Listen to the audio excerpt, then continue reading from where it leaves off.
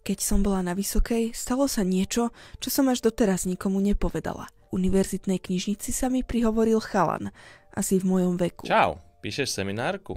Okamžite ma k nemu niečo veľmi priťahovalo. Povedal, že mal raz podobnú tému a odporúčil mi knihu. Vraj tam nájdem k tomu niečo užitočné. Kým som si ju zapísala, už ho nebolo. Nechápala som, prečo zdúchol. No tajne som dúfala, že ho ešte niekedy uvidím. Keď som našla regál s tou knihou, bola som šokovaná, že nejako nesúvisí s mojou seminárkou. Musel sa asi pomýliť. Pomyslela som si, kým som si ju listovala. No a vtedy som si to všimla. Na jednej zo strán bolo čosi nakreslené. Vyzeralo to ako mapa jedného z parkov v našom meste a jeho okolia. Autor mapky si niečo zaznačil veľkým X do lesíka pri parku. Pod nákresom svietili čísla 1, 10. Vtedy mi preblisla hlavou myšlienka. Čo ak to nebola náhoda? A ten chalan sa ma takto netradične snažil pozvať von. Pozrela som na hodiny. Do 1 a 10 minút zostávala asi pol hodina.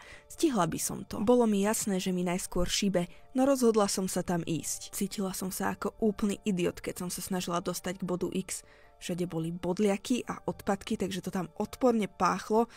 No čo si ma hnalo dopredu? Zastavila som sa pri kope starých nazvlákaných tehál. Toto je X. Pod tehlami sa čosi myhlo. Začala som ich jednu po druhej odhadzovať. Zamrzla som, keď som si po chvíli uvedomila, k čomu som sa to snažila dostať. Pripomínalo to ľudskú lebku. Utekala som odtiaľ, čo mi nohy stačili a zavolala som na políciu. Ukázala som im to miesto aj tú knihu a povedala som im o chlapcovi, ktorý ma na ňu upriamil. Strávili celé mesiace tým, že sa ho snažili vypátrať, no nikto ho nepoznal a žiadna z kamier ho nezachytila. Keď pozostatky identifikovali na základe zubných záznamov, ukázalo sa, že to bolo dievča, ktoré kedysi študovalo na našej univerzite.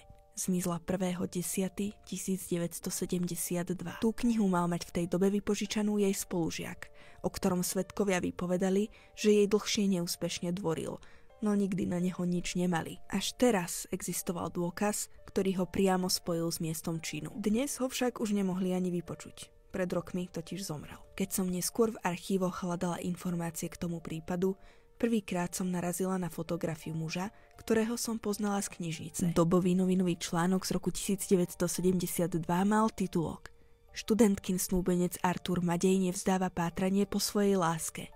Boli tam odfotení spolu.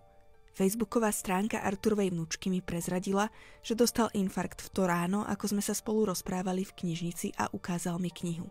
Po chrbte mi prešli zimomriavky. Trvalo to roky, no Artur svoju lásku konečne našiel.